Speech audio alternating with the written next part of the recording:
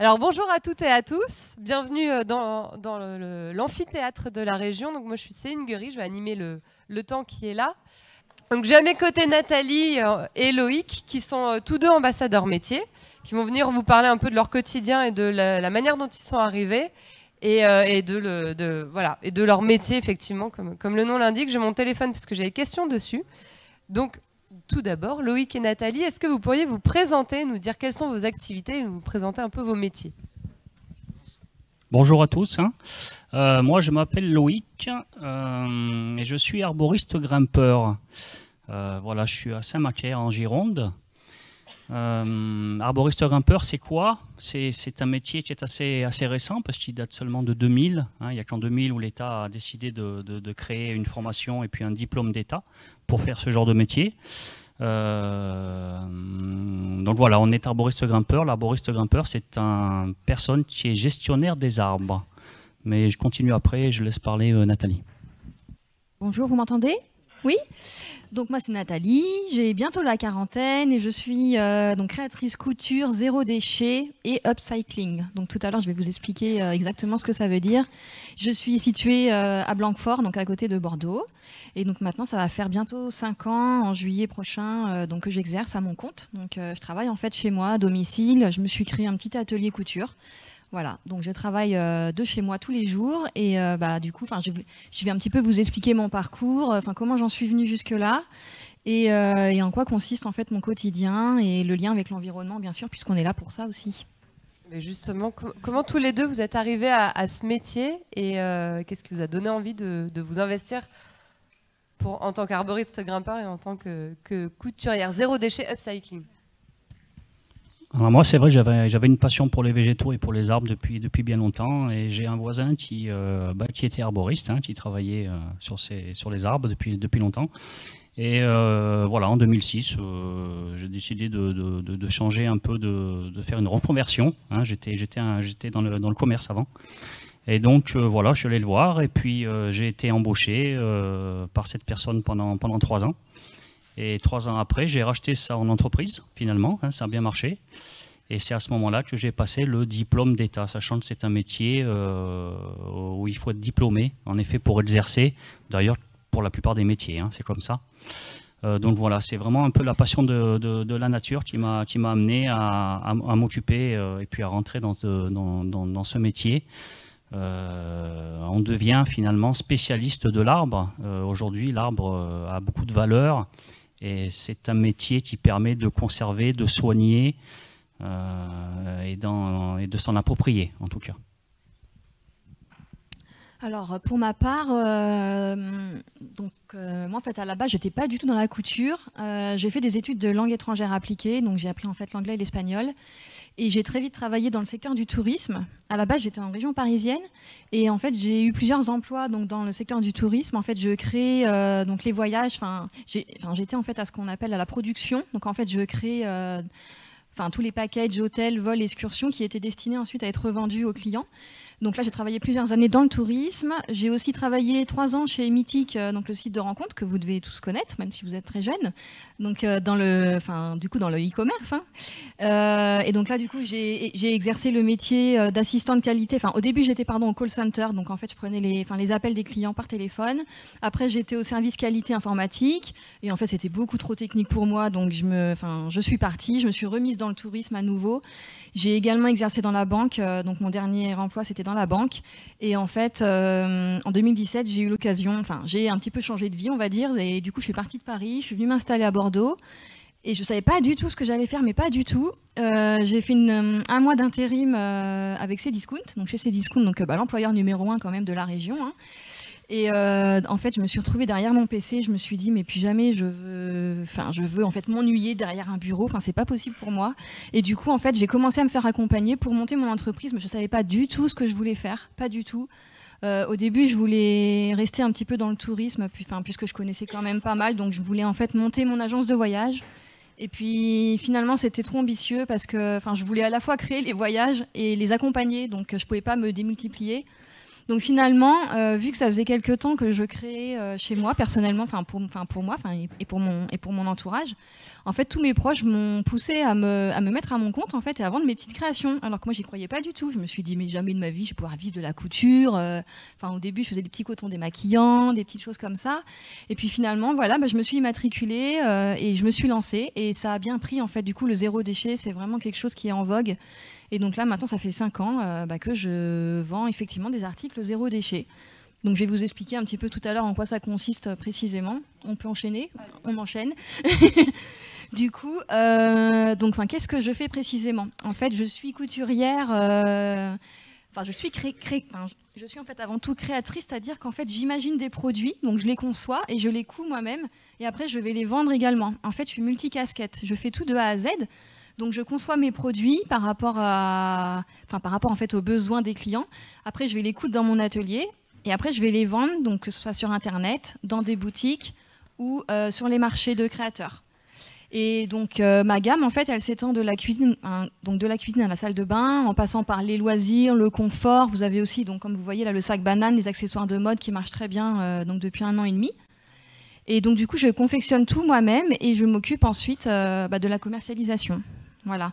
Et l'idée numéro 1 de ma démarche, c'est avant tout d'éviter au maximum le plastique et le papier en fait. C'est pour ça qu'en fait je crée donc des accessoires en tissu, puisque le tissu en fait on peut le laver, on peut le réutiliser à l'infini. Et du coup on évite notamment par exemple avec les charlottes alimentaires, on évite en fait l'usage du film étirable et du papier alu avec les charlottes en fait en tissu qu'on peut, vous voyez là on les voit en photo, qu'on peut en fait mettre sur les plats au frigo pour les conserver. Ou pour protéger des insectes. Et comme ça, en fait, on évite l'usage du papier et du plastique parce qu'on achète et on jette tout le temps. Donc, c'est vraiment un gaspillage complètement aberrant. Donc, voilà. Donc là, en fait, on utilise du tissu, on le lave et on le réutilise à l'infini. Et du coup, mes créations, elles plaisent énormément au quotidien, que ce soit pour soi ou pour offrir à ses proches. Vous avez une question? Les boîtes Tupperware? Bah oui, tout à fait, t'as raison. Après, le Tupperware, ça reste du plastique, encore une fois. En fait, on se rend pas compte, mais le plastique est vraiment omniprésent dans nos vies, il y en a partout. Après, il y a des boîtes en verre, effectivement, ça c'est beaucoup plus, c'est plus conseillé, clairement, le verre, parce qu'en plus, c'est quelque chose qui est beaucoup plus durable et beaucoup moins polluant à la production. Après, l'idéal, c'est encore de mettre une assiette en fait simplement sur votre plat, comme ça vous consommez encore moins. Mais bon, ça, je devrais pas le dire, évidemment. En fait, la démarche zéro déchet, elle est vraiment parfaite quand en fait on évite vraiment de créer du déchet. Donc en fait, quand on évite d'acheter, déjà on évite la pollution, juste pour la création en fait de l'objet. Après, il y a plein de solutions qui peuvent être mises en place effectivement pour éviter le plastique et le papier, mais en tout cas le textile c'est une des solutions. Et donc là, on est quand même plusieurs créatrices à Bordeaux, en France et dans le monde à proposer cette activité de zéro déchet. Qui plaît énormément. Donc là, on voit par exemple une vidéo d'un marché que je peux faire. Ça, c'était, il me semble, à Pessac, un marché de créateurs. Voilà, donc en fait, où je vends donc, mes créations. Donc je les mets par catégorie, la cuisine, la salle de bain. Et puis voilà, donc j'affiche mes légendes, mes tarifs. Et les gens, comme vous et moi, peuvent venir acheter mes produits. Voilà. Et on peut me retrouver également sur Internet, évidemment, pour communiquer... pour me suivre quand ça fonctionne. Et donc je suis dans plusieurs boutiques également et surtout je vends c'est vrai que les marchés c'est vraiment intéressant parce que j'ai un échange permanent en fait avec mes clients et j'adapte vraiment mes produits en fait aux besoins actuels en fait, je me réinvente tout le temps. Il y a des questions là-bas. Oui, alors, attendez. Hop, c'est bon, ça je fonctionne. Vas-y, pose ta question. Ça marche bien? Alors, ça, c'est une très bonne question. Alors, oui, alors en fait, le zéro déchet, ça marche très très bien. Mais là, depuis le Covid, c'est un peu compliqué. En fait, donc depuis 2 ans, on va dire, mon activité elle commence un peu à stagner. En fait, au début, c'est vraiment parti en flèche, donc c'était génialissime. Et là, en fait, ça commence un peu à stagner. Donc, en fait, je dois sans cesse me réinventer, trouver des nouvelles solutions, des nouveaux produits, des nouvelles manières de vendre, des nouveaux endroits. Et en fait, ce qui est génial dans mon métier, c'est que je suis passionnée, donc c'est super ce que je fais. La démarche, elle est géniale. Sauf que derrière, en fait, c'est tout le temps incertain. Je ne sais jamais si je vais bien vendre sur un marché. Je ne sais jamais si le mois prochain, je vais gagner tant d'argent. Donc ça, c'est un petit peu compliqué de se projeter, quoi. C'est un petit peu les contraintes. Oui. Alors, vas-y, ouais. Est-ce que vous utilisez un tissu spécial? Oui. Alors ça, c'est une super question aussi, parce que je ne l'ai pas encore abordé. Donc, en fait, moi, je me différencie de mes concurrentes parce que en fait, j'utilise beaucoup de tissus anciens que je vais revaloriser. En fait, moi, j'ai du mal à acheter des tissus neufs parce que, j'adore en fait le vintage déjà. Je suis très très vintage années 60-70 et du coup, j'aime bien acheter que des tissus anciens en fait que je vais revaloriser, donc surtout des tissus colorés auxquels en fait je vais donner une nouvelle vie. Et on appelle ça l'upcycling. En français, c'est le surcyclage. En fait, il y a une différence entre le recyclage, que vous connaissez sûrement, et le surcyclage. En fait, le recyclage, c'est qu'on va détruire une matière et qu'on va la réutiliser de la même façon. Alors que le surcyclage, en fait, on va détruire une matière pour donner une nouvelle vie, en fait, à cette matière. Donc là, en l'occurrence, moi, je vais acheter, par exemple, un vieux drap, une vieille serviette, une serviette de table, un drap, une couette ou une tête d'oreiller, et je vais en faire des charlottes alimentaires, des sacs à dos, des sacs bananes, voilà. Donc ça, c'est l'upcycling. Et après, j'ai une partie de mes tissus qui est neuve, par contre, mais en fait, elle est labellisée Ecotex. Et ces tissus neufs, en fait, c'est que des tissus enduits, parce qu'en fait, les gens aiment bien le côté imperméable des tissus, donc notamment pour les charlottes alimentaires, les sacs à savon. Donc en gros, j'ai les tissus anciens que je revalorise et les tissus imperméables qui sont neufs, mais qui ont quand même ce label Ecotex. Vous connaissez le label Ecotex ? Ecotex, en fait, c'est une norme dans l'environnement qui veut dire qu'en fait, un produit a été conçu sans produits chimiques nocifs ni pour l'homme ni pour l'environnement. C'est pas bio, mais c'est labellisé Ecotex. Voilà. Oui. Alors, on va prendre 2 questions. Ouais. Après, vous les gardez puisqu'on va aussi passer à Loïc et puis vous pourrez poser au fur et à mesure. Vas-y.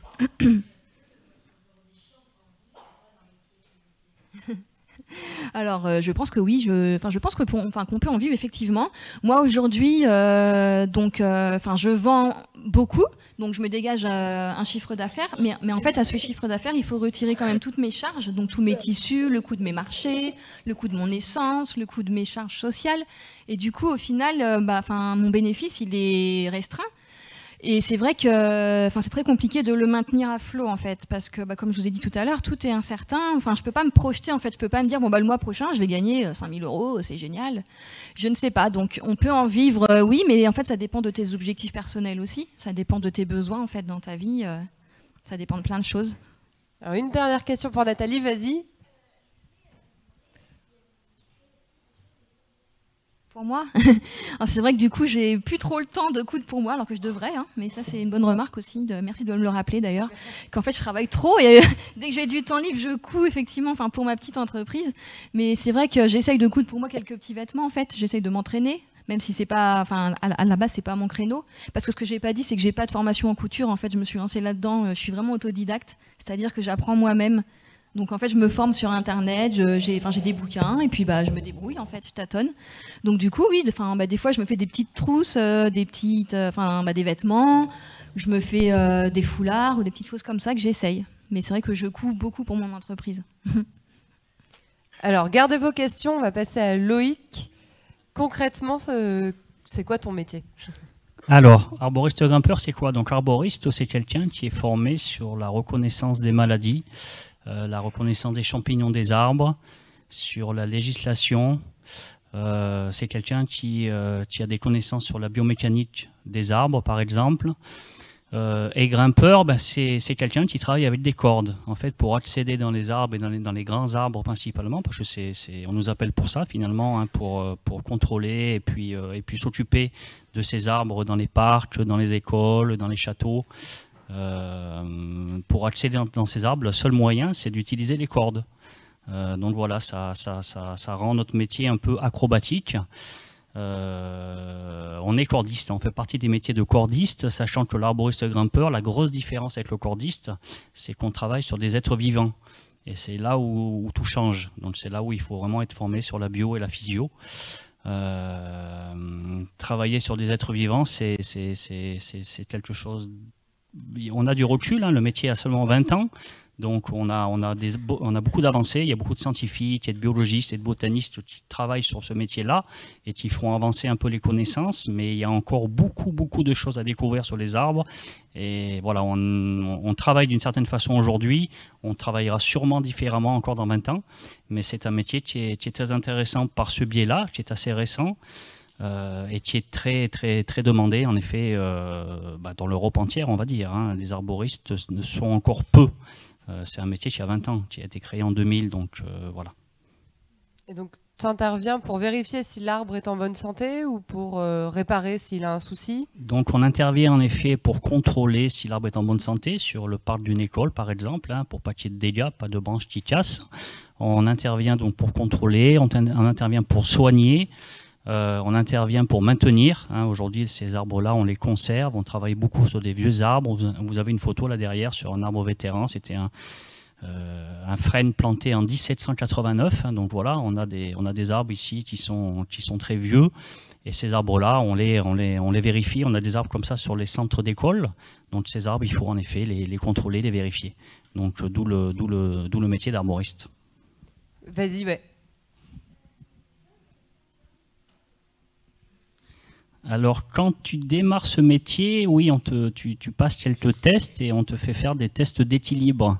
Donc, au départ, tu montes à 3-4 mètres, et puis on voit si tu te sens bien, et puis après, tu continues à monter. Le vertige, c'est quelque chose qui se dompte.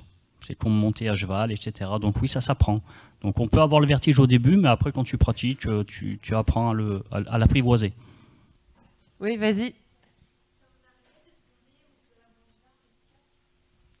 Écoute, alors des accidents, c'est très peu. Le but de la formation, en effet, c'est d'apprendre à s'installer dans un arbre et à y faire attention avant de grimper. On les regarde avec les jumelles avant de monter, et puis on a des systèmes de visée qui sont précises. Non, ça m'est jamais arrivé, et ça ne doit pas arriver. Alors là, on a une question à droite, et puis après, on va revenir au milieu.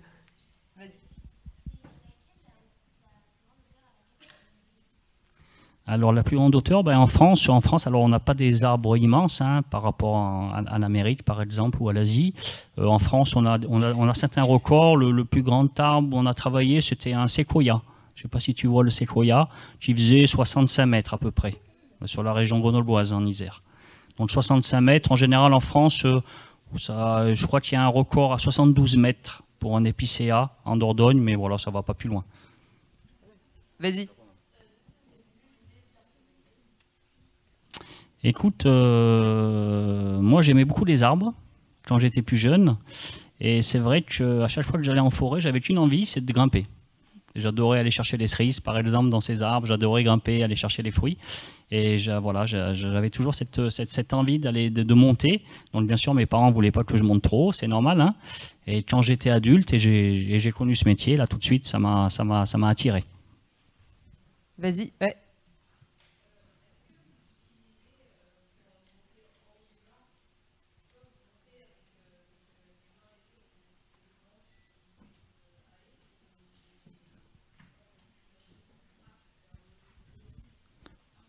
Non, en fait, tu as un petit système, on appelle ça le petit sac. Il y a une photo justement où on a un collègue là qui grimpe sur une corde le long d'un cèdre.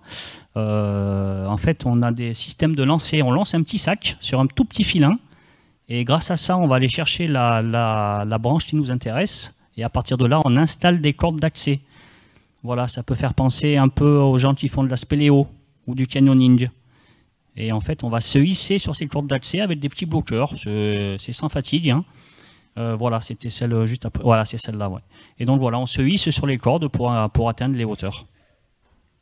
Vas-y, au fond, ouais. J'ai pas compris ta question. On enlève des arbres, tu veux dire?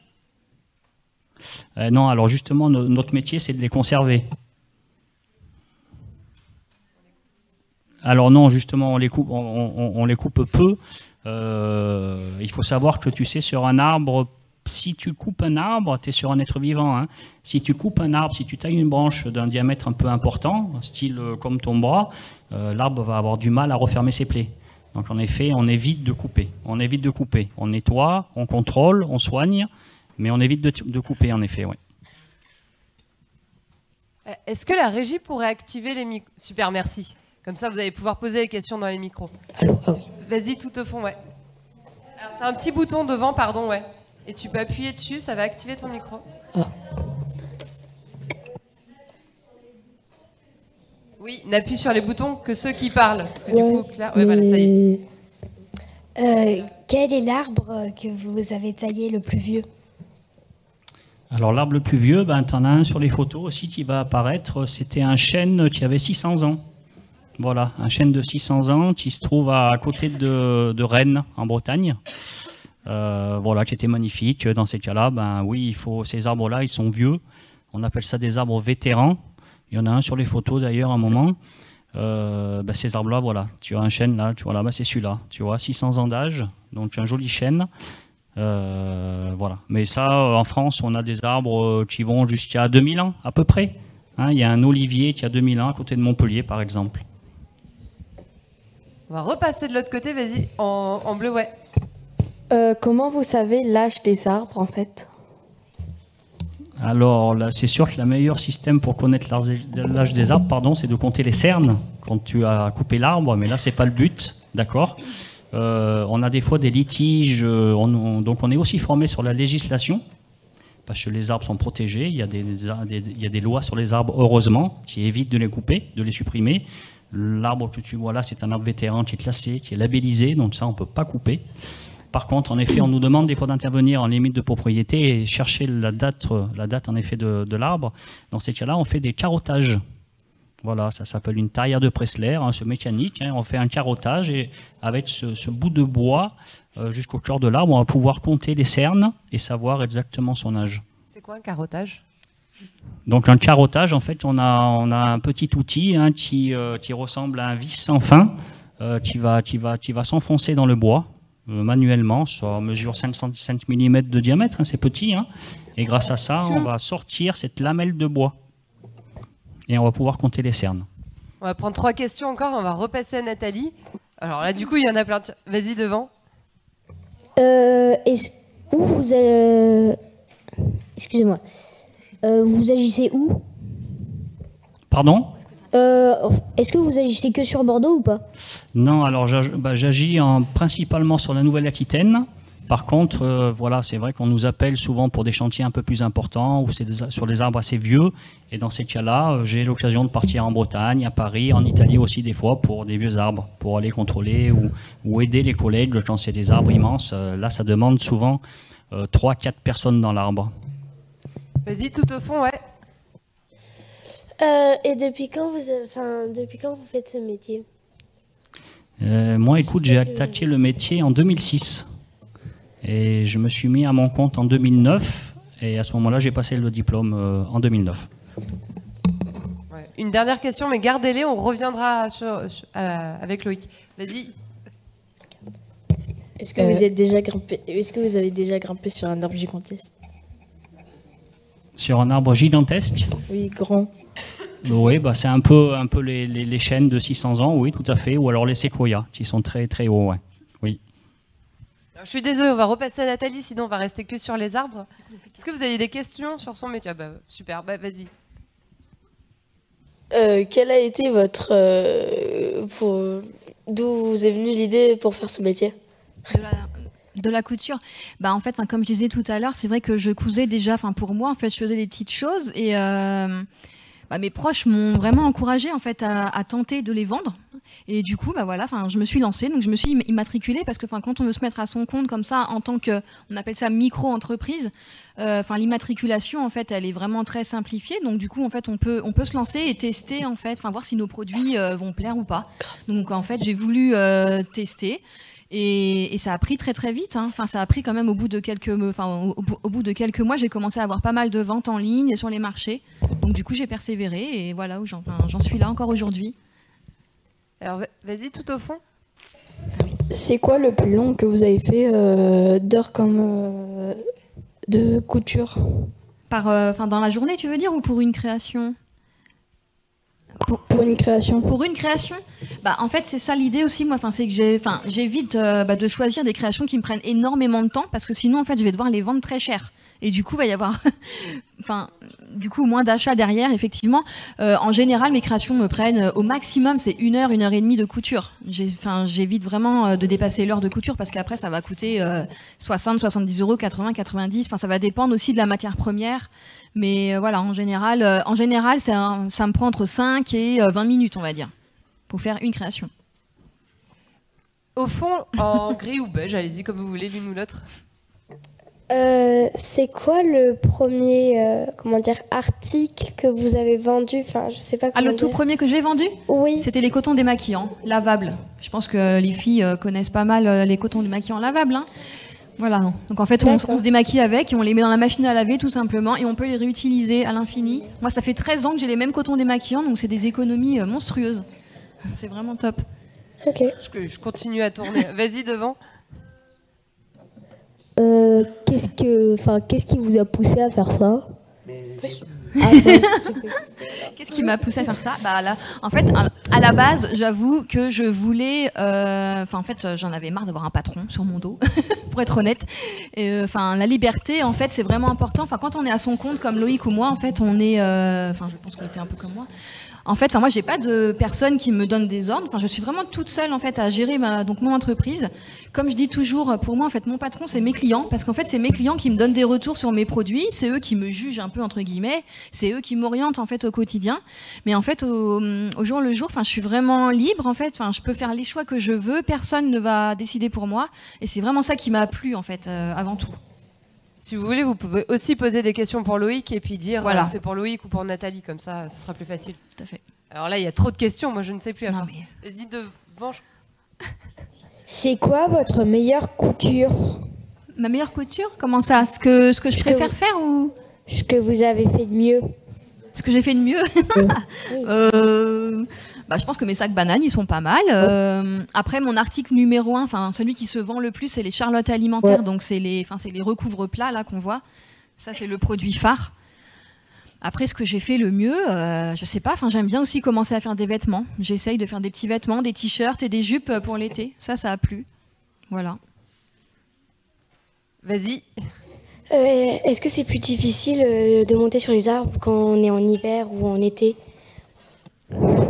Écoute, oui, en effet, on est un peu saisonnier finalement. Alors, la grosse saison pour nous, c'est surtout l'hiver. Surtout l'hiver, parce que les arbres perdent leurs feuilles, la plupart. Donc, en effet, pour travailler dans un arbre sans feuilles, c'est plus facile. Par contre, c'est un métier qui a son côté un peu difficile, dans le sens où s'il y a de la pluie, s'il y a du vent fort, s'il y a des risques d'orage, ben là, on peut pas travailler. Voilà, donc là, on reste à la maison. Vas-y, là. Ouais. Désolée, je connais pas vos prénoms, donc allez-y. Du coup, les vêtements zéro déchet, ils coûtent moins cher que les vêtements normaux? Alors, bonne question. Hein. Ça dépend où tu vas acheter tes vêtements déjà, parce que si tu vas chez Jennifer ou chez Zara, c'est déjà pas le même prix. Après, moi, mes articles, en fait, en général, l'artisanat va coûter un petit peu plus cher, parce qu'en fait, vu que c'est fait main, il y a forcément derrière un savoir-faire déjà, et puis c'est du temps passé à coudre. Et tu dois payer aussi la matière première en fait du vêtement.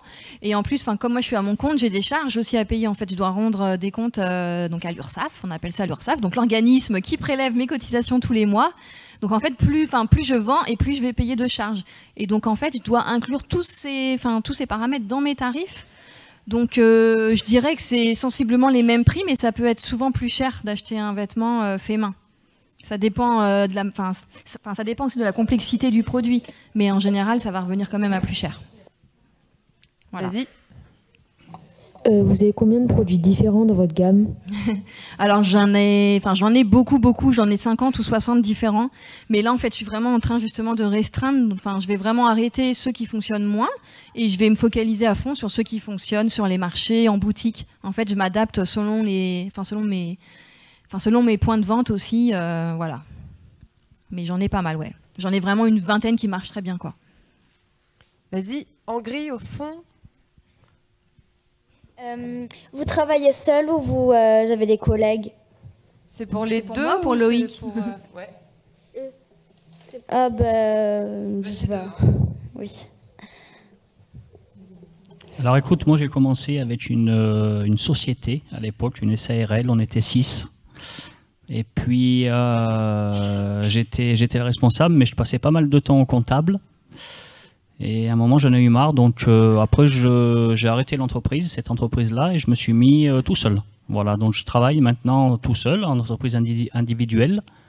avec des collègues qui se sont mis comme moi. Donc on se retrouve pour les chantiers importants. Bah moi du coup je travaille vraiment toute seule parce que j'ai pas de stagiaire ni de collègues en fait, vu que je travaille de chez moi. Après sur les marchés, je retrouve des collègues, on appelle ça des collègues parce que c'est des artisans comme moi qui vendent des bijoux, des vêtements, qui récupèrent du bois et qui font des créations avec. Mais j'ai pas vraiment de collègues qui m'aident en fait pour l'instant et j'ai pas de place chez moi malheureusement pour accueillir un ou une stagiaire, mais j'aimerais bien. Donc peut-être qu'un jour j'aurai mon local pour pouvoir accueillir quelqu'un pour m'aider. Vas-y. L'une ou l'autre, n'importe. C'était pour Loïc. Est-ce que vous avez déjà monté sur un baobab? Sur un quoi, excuse-moi? Sur un baobab. Sur un baobab, non, Oui. jamais encore. Je connais pas beaucoup l'Afrique. D'accord. Non, j'ai pas encore eu cette occasion, mais je peux te dire qu'en tout cas, je le ferai un jour. D'accord. Vas-y. Pour Loïc, est-ce que ça vous est déjà arrivé de travailler avec des filières ou des entreprises comme l'INRAE ou ce genre de choses? Avec des filles, tu veux dire? J'ai Pardon? pas compris. Avec des entreprises comme l'INRAE ou qui sont dans la recherche Oui, tout à fait. Bon, on travaille en coopération des fois avec l'INRAE, tout à fait, qui nous appelle. On travaille aussi avec pas mal de biologistes et de scientifiques qui sont maintenant dans le métier. Disons que depuis que le métier a démarré, il y a beaucoup de biologistes et scientifiques qui ont lâché un peu le corps humain ou les animaux et qui se sont mis sur l'arbre. Et ça, c'est intéressant. Et donc, on a l'INRAE et puis on a surtout ce grand botaniste français qu'on adore et qui nous suit dans notre métier, qui s'appelle Francis Allais. Voilà. Oui, vas-y, devant. Mais ça vous arrive de travailler dans d'autres pays ou pas? Oui, ça m'arrive parce que j'ai passé quelques années à l'époque en Italie. Et en effet, j'ai gardé des collègues là-bas et quelquefois ils nous appellent et on va les aider. On va travailler là-bas, oui, à côté de Rome. La dernière fois, par exemple, à côté de Rome. Oui. Vas-y, devant, vert. C'est une question pour Loïc. Est-ce qu'il y a une retraite à votre métier? Alors, il y a une retraite, oui, tout à fait, oui, parce que, alors, contrairement à Nathalie, je cotise pas à l'URSSAF, mais je cotise à la MSA, d'accord? C'est un métier agricole, c'est un peu différent. Par contre, oui, j'aurai la même retraite que Nathalie, le même âge à peu près de retraite, oui, tout à fait. Oui, vas-y, pardon, devant. Ouais. C'est pour Nathalie. Oui. Ça fait combien de temps que vous faites ça? Ça va faire 5 ans en juillet prochain. Oui, vas-y. Oui, tout à fait, ouais.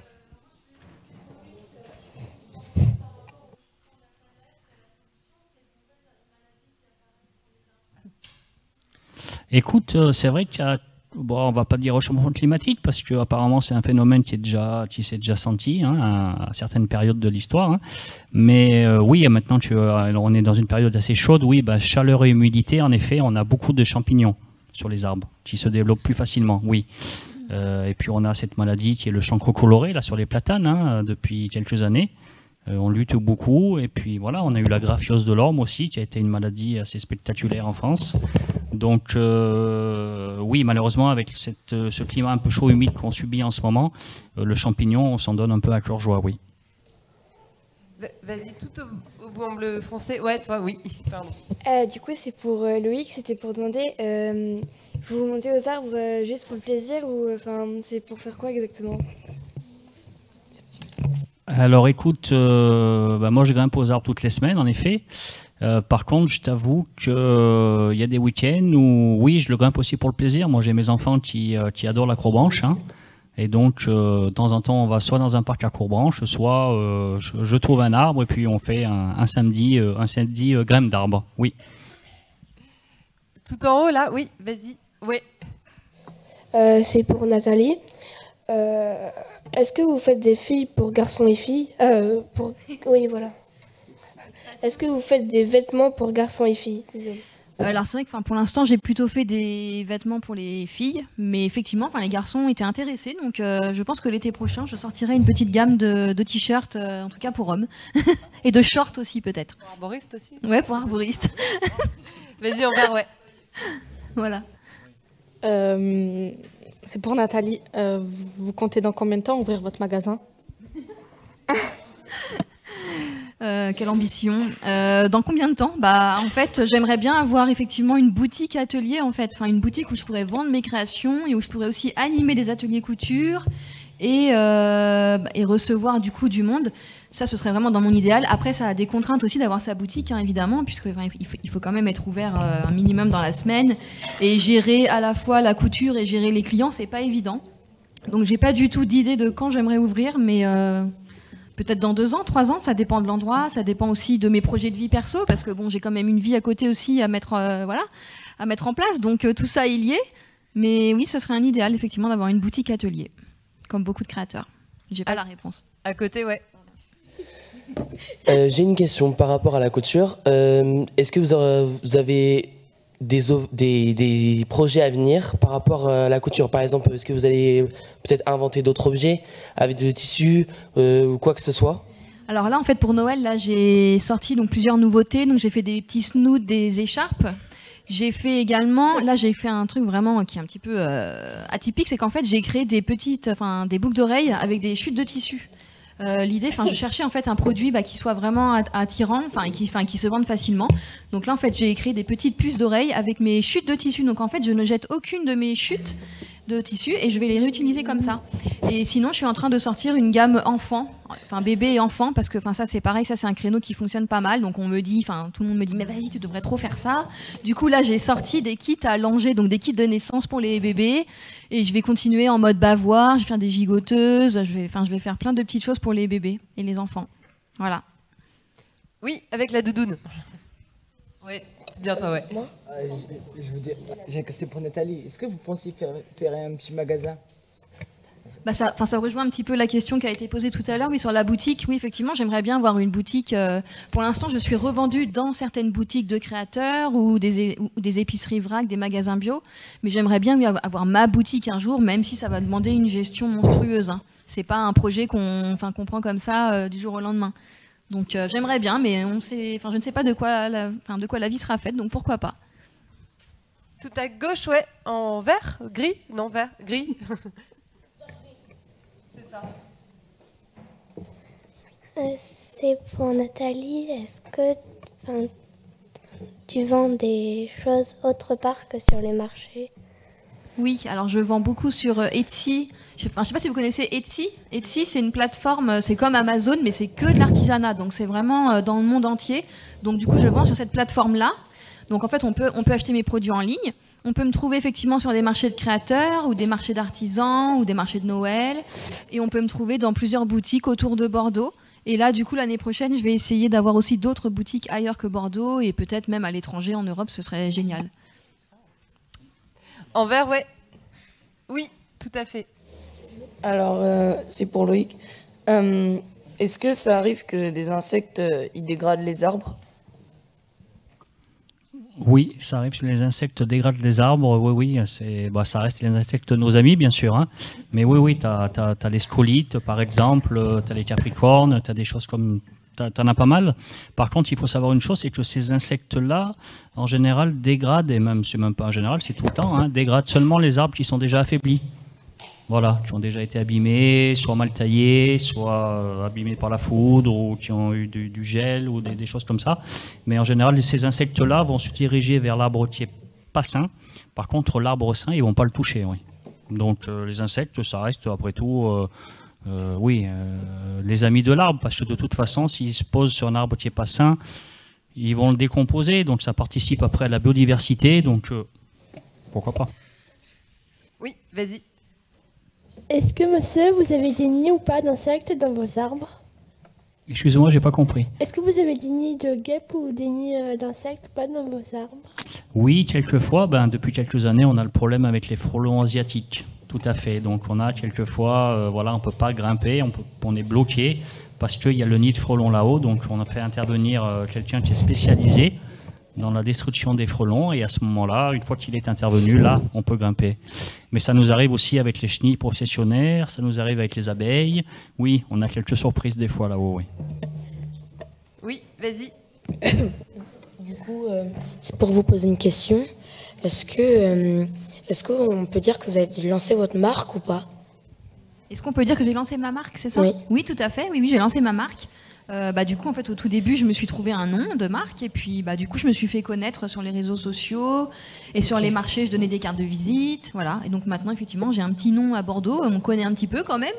Et c'est cool parce que, j'essaye aussi de vendre partout en France. Donc à chaque fois, je donne mes cartes de visite et voilà, je fais parler de moi partout où je peux. Okay. Quel est ton nom de marque?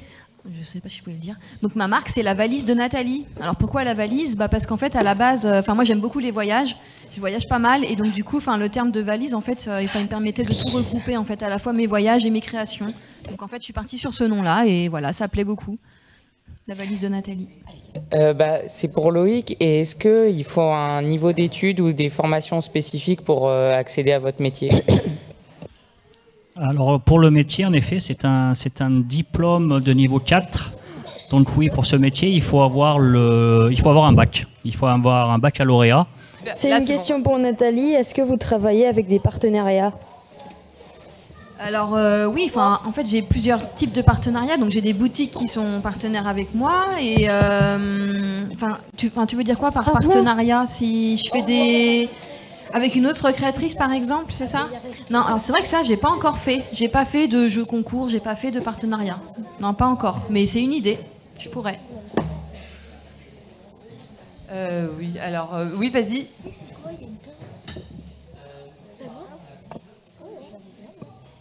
Par rapport à la couture, c'est pour savoir que... Qu'est-ce que je veux dire? Vous utilisez quel type de machine? Est-ce que c'est électrique, manuel ou quelque sorte? Par exemple, vos patrons, comment vous le faites?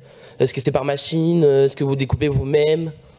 Alors en fait, j'ai juste une machine à coudre classique et après j'ai une surjeteuse. Donc je sais pas si tu connais la surjeteuse. C'est une machine en fait qui permet de coudre donc de manière plus solide et de couper en même temps le tissu. Donc en fait, elle est beaucoup plus rapide et elle est hyper efficace. Mais après, on peut pas tout faire non plus avec la surjeteuse. Donc en fait, j'ai que 2 machines à coudre, on va dire.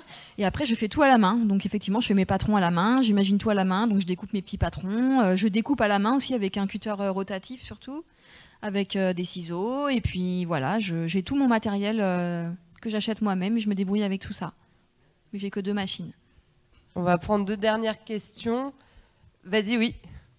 Ouais. C'est pour la couture. Vous créez plutôt des habits ou des accessoires comme Alors, je crée plutôt des accessoires. Là, en fait, les vêtements, c'est vraiment récent depuis l'été dernier, mais c'est pas mon créneau en fait à la base. J'ai voulu continuer en fait à utiliser des tissus anciens en grande quantité, donc du coup j'ai fait des grosses pièces donc comme des vêtements, mais ce que je préfère c'est quand même faire des petits accessoires qui sont utiles au quotidien en fait, les sacs à savon, les serviettes hygiéniques, les charlottes alimentaires comme j'ai dit, les essuie-tout lavables, vraiment des petites choses qui vont nous faciliter le quotidien en fait, c'est vraiment ce que je préfère faire et qui plaît le plus. D'accord. Oui, vas-y. Alors je pensais devant, mais après tout qu'importe. Est-ce que vous êtes connu? Moi ou Loïc? Oui, ou moi? Les deux? Bah oui, je suis connue. Je suis pas non plus une star, mais oui, ma marque, la valise de Nathalie, est connue à Bordeaux effectivement, parce que je participe à quand même pas mal de marchés. Je suis à fond sur les réseaux sociaux, donc c'est vrai qu'au bout d'un moment, en fait, on parle de moi à droite à gauche. Oui, j'ai ma place dans le zéro déchet, clairement. Voilà, j'ai mon rôle à jouer, mais bon, après on n'est jamais seul. Hein, on a toujours pas mal de personnes qui s'y mettent. Donc il faut garder le cap et il faut savoir se différencier par rapport aux autres. Et toi, Loïc? C'est vrai que dans la famille des arboristes, on se connaît tous un peu finalement en France. Donc oui, connu, pas connu, oui, on connaît mon nom et puis on connaît ceux des autres. Donc voilà. C'est une question pour Loïc. Est-ce qu'il vous est déjà arrivé de tomber de l'arbre? Écoute, je crois que quelqu'un avait déjà posé la question. Non, ça m'est jamais arrivé. Et puis c'est vrai que dans notre métier, ça ne doit pas arriver parce qu'on travaille sur des cordes et finalement on tient à 12 mm de diamètre, 12 ou 14. Donc oui, on doit quand même être prudent et rigoureux dans notre métier. Donc oui, on doit faire attention à ça. Non, ça m'est jamais arrivé de tomber. Il y a peu d'accidents. Je crois qu'en France, en 12 ans, il y a dû y avoir 3 accidents d'arboristes qui se sont fait mal. Mais c'est quand même très rare parce que voilà, avec le matériel qu'on a, on travaille quand même en pleine sécurité. Vas-y. Est-ce qu'il y a aussi des femmes? Parce que là, j'ai l'impression qu'il y a surtout des hommes dans le métier d'arboriste, mais est-ce qu'il y en a plus, il y en a moins? Alors écoute, détrompe-toi, hein, détrompe-toi. Dans le métier d'arboriste, on a beaucoup de femmes qui travaillent pour nous, enfin qui travaillent avec nous, pardon. À Paris, c'est vrai qu'aujourd'hui, la plupart des mairies ont ouvert un pôle arboriste. Hein, donc la mairie de Bordeaux, par exemple, maintenant, ils ont leurs paysagistes et ils ont leur équipe d'arboristes. Hein, ils sont 7 à Bordeaux, à Mérignac, au Cap-Ferré, etc. Donc toutes les mairies maintenant ont ouvert un pôle arboriste. À Paris, il y a un pôle arboriste d'une douzaine de personnes qui sont principalement des personnes féminines. Et voilà, et qui sont formidables, qu'on rencontre. Il faut savoir que dans notre métier, pour s'amuser aussi un peu, on a créé, ça fait 15 ans qu'on a créé un championnat de France. Donc là, pour sortir du métier, on se retrouve tous 4 fois par an. Et pendant ces championnats de France, on se retrouve, on fait voilà, il y a une compétition. Et donc, il y a ensuite un France, en général en juin. Et je vais te dire que les arboristes, les femmes arboristes sont formidables. Elles font des super prestations. Et donc à Paris, en effet, oui, elles sont très connues pour ça. Ouais. Et ailleurs d'ailleurs. Hein. J'ai une collègue avec qui je travaille souvent, qui est une femme en effet, et voilà, et qui grimpe aussi bien, sinon mieux qu'un homme. Oui, vas-y. Qu'est-ce que vous entendez par soigner un arbre? Alors soigner un arbre, bah, tu peux avoir un arbre qui en effet a des attaques de champignons, d'accord, ou de parasites sur les feuilles. C'est souvent des attaques parasitaires au niveau du feuillage. Hein. Donc là, en effet, on intervient avec des produits bio, des luttes bio, justement pour éradiquer le parasite. On a un parasite qui s'appelle la pyrale du buis. Hein. Si vous connaissez tous le buis, on en voit beaucoup dans les parcs. Cette pyrale du buis, c'est un petit papillon qui va mettre ses chenilles, et les chenilles vont manger les feuilles. Donc là, on intervient avec des produits bio pour justement éradiquer les chenilles. Oui, vas-y. Là, pardon, devant en blanc. Ouais. Est-ce que vous avez déjà dormi dans un arbre? Oui, ça nous est arrivé, en effet. Oui, tout à fait. On a quelquefois des chantiers un peu importants. L'autre fois, on était dans un château avec des gros platanes. On a fini très tard. Et en effet, le collègue avait des hamacs et des toiles. Et on a dormi dans les platanes, oui. Oui, avec l'écharpe rouge, ouais.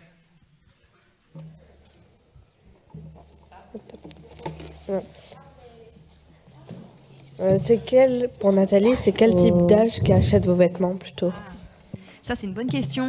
Et ben, c'est surtout, je dirais, de 16 à 40-45 ans. Enfin, les vêtements, c'est plutôt vraiment très jeune. Hein. C'est de 16 à 25 ans. Mais après, mes créations générales, c'est jusqu'à 40-50 ans.